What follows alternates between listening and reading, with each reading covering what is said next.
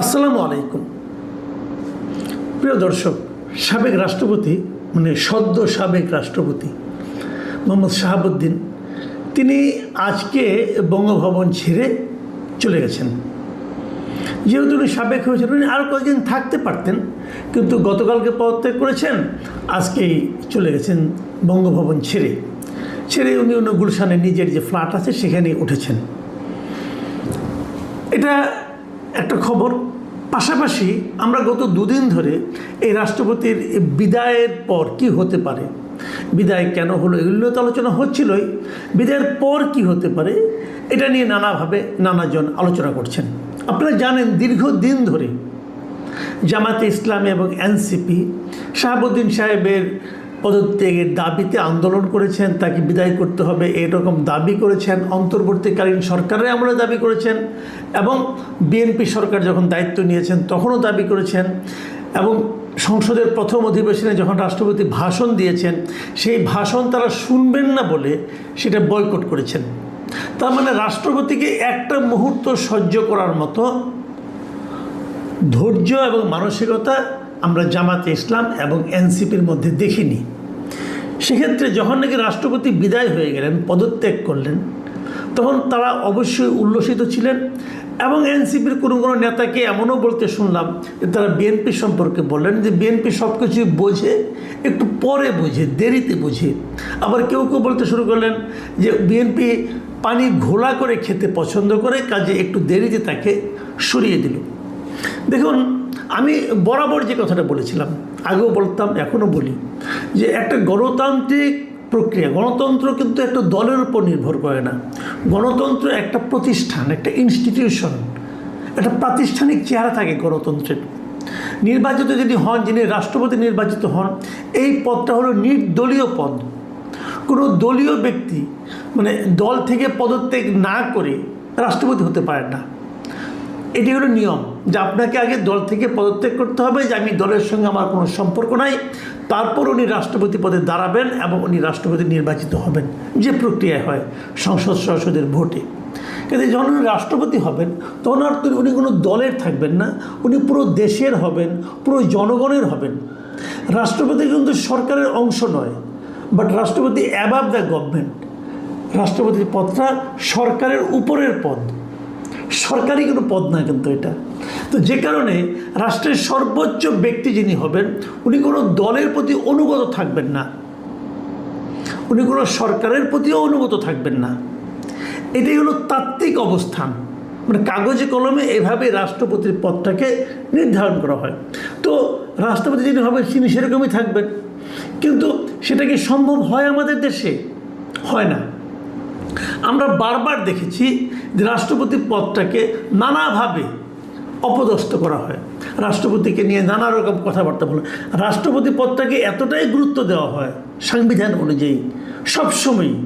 আপনি ৭২-এর সংবিধানকে বাতিল করেন, নতুন যে সংবিধান করবেন সেখানেও দেখবেন এই রাষ্ট্রপতি পদটাকে এতটাই গুরুত্ব দেওয়া হয় যে রাষ্ট্রপতি যখন দায়িত্বে থাকেন ওই সময় উনি যা যা কাজ করবেন তার কোনো কাজ নিয়ে আপনি আদালতে যেতে পারবেন না। রাষ্ট্রপতিকে এই ছাড়টা দেওয়া হয়। রাষ্ট্রপতির কোনো কাজ দিয়ে কেউ আদালতের দ্বারস্থ হতে পারবে না, তার বিচার চাইতে পারবে না। সেটাকে আমরা মানি, আমরা প্রতিনিয়ত এটাকে লঙ্ঘন করি, এবং লঙ্ঘন করার মাধ্যমে আমরা এক ধরনের গণতন্ত্র খুঁজি। আমরা বলার চেষ্টা করি যে এটাই নাকি প্রকৃত গণতন্ত্র। এরকম দৃশ্য আমরা দেখেছি, এর আগেও দেখেছি। আপনাদের নিশ্চয়ই মনে আছে যে অন্তর্বর্তীকালীন সরকারের সময় এই রাষ্ট্রপতিকে অপসারণের জন্য এই হাসনাত আবদুল্লাহরা ওনারা রাষ্ট্রপতি বঙ্গভবনের সামনে গিয়েছিল, আন্দোলন করেছিল তাকে সরিয়ে দেবে।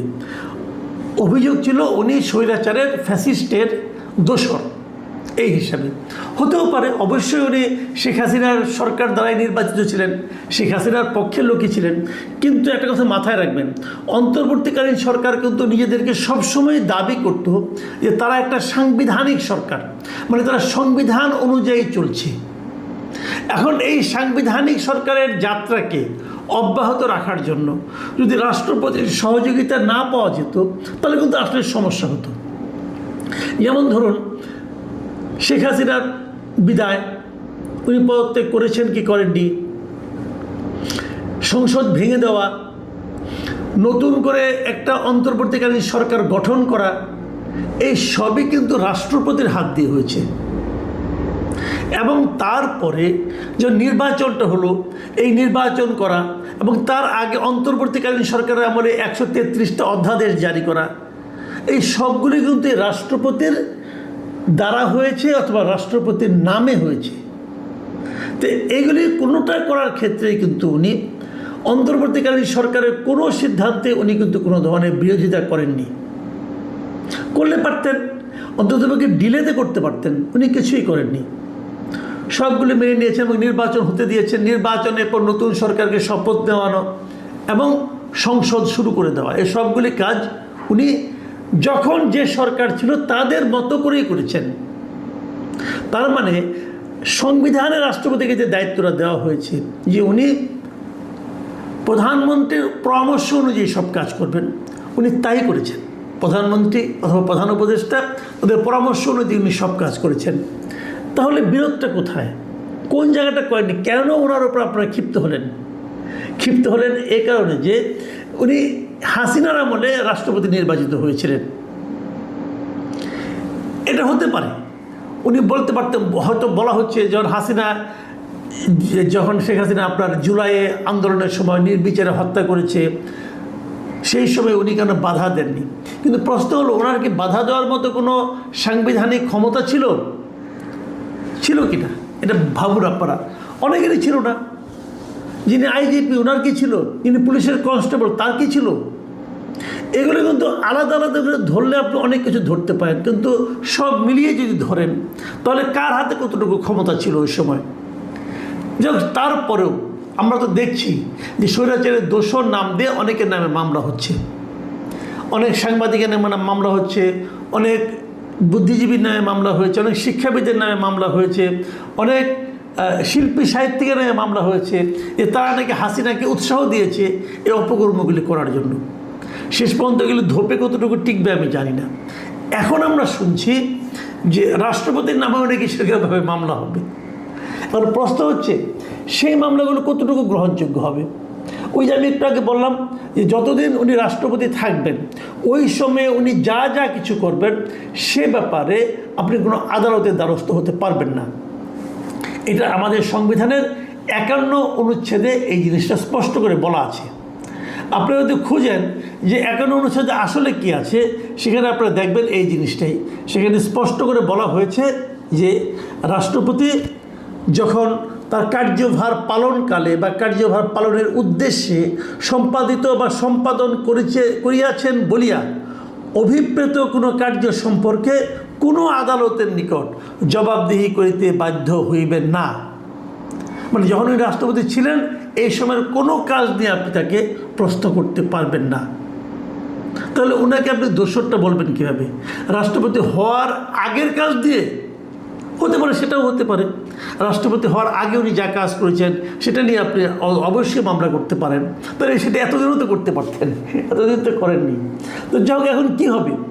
এর মধ্যে আমরা শুনলাম যে রাষ্ট্রপতি উনি বলেছেন যে এই যে বর্তমান সরকার অমুক তমুক যেগুলো হয়েছে এটা তো আসলে উনিই করেছেন, এবং সেই হিসেবে উনি বলেছেন যে আমি তো প্রাউড ফিল করি যে আমি এই নির্বাচনটা দিয়েছি, আমি অন্তর্বর্তীকালীন সরকার করে দিয়েছি, কাজে আমি তো মনে করি আমি প্রাউড ফিল করি।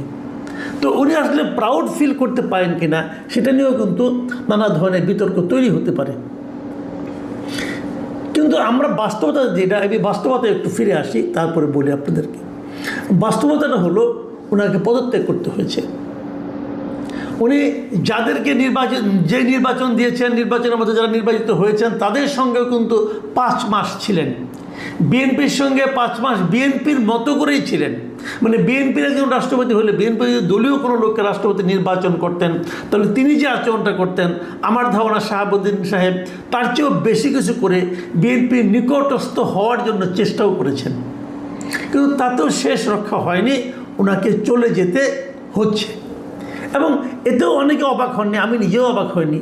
কারণ আমি যদিও ধারণা করেছিলাম হয়তো বা ওনাকে ওনার মেয়াদ পর্যন্ত থাকতে দেওয়া হবে, সেটা হয়নি।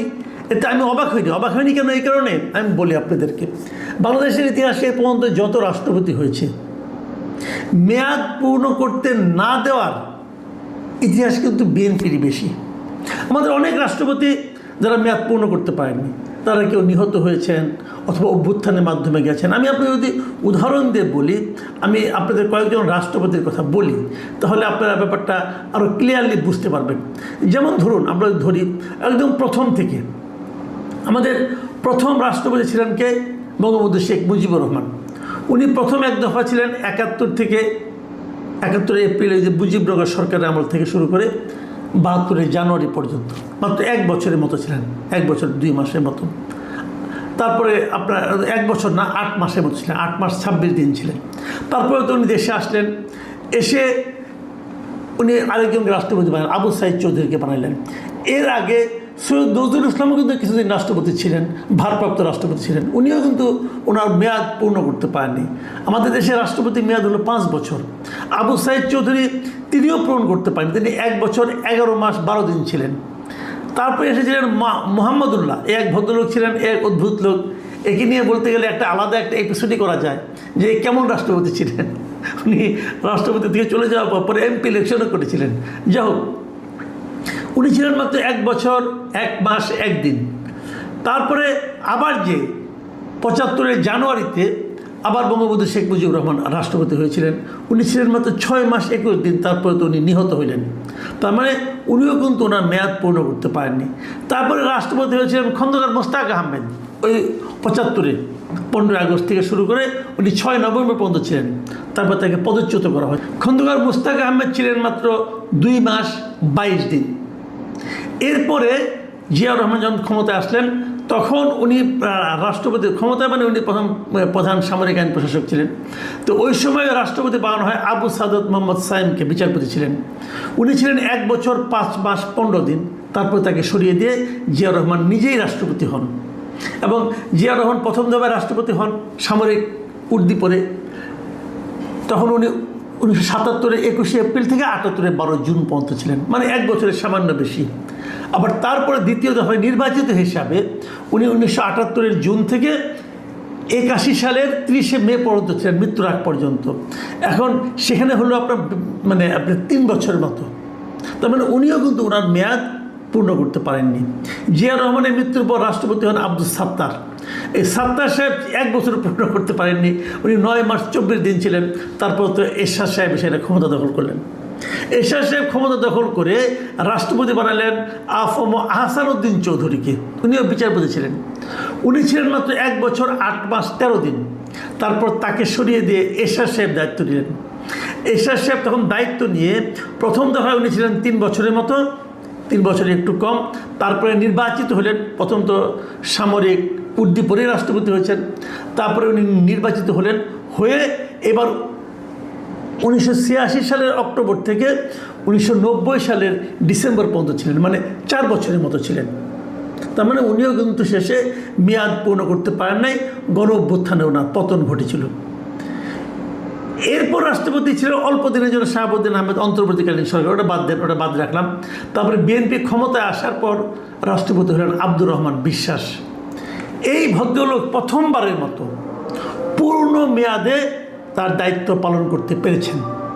উনি একদম 5 বছর 1 দিন ছিলেন রাষ্ট্রপতি দায়িত্বে, মানে 5 বছরের চেয়ে 1 দিন বেশি ছিলেন উনি। তারপরে আওয়ামী লীগ ক্ষমতা আসলো। আওয়ামী লীগ এসে শাহাবুদ্দিন আহমেদ সাহেবকে বানালেন বিচারপতি, শাহাবুদ্দিন আহমেদ। উনি পুরো 5 বছর ছিলেন, 5 বছর 1 মাস ছিলেন বিচারপতি। শাহাবুদ্দিন আহমেদ সাহেবের পরে বিএনপি যখন ক্ষমতায় এলেন 2001 সালে, তখন ওনারা রাষ্ট্রপতি বানালেন তাদের দলের একদম প্রতিষ্ঠাতা মহাসচিব যিনি ছিলেন ডক্টর AQM বদরুদ্দোজা চৌধুরীকে। উনি 2001 সালের 14 নভেম্বর দায়িত্ব নিলেন এবং ঠিক 7 মাস 7 দিনের মাথায় ওনাকে পদত্যাগ করতে হলো। এই প্রথম একজন সংসদীয় পদ্ধতিতে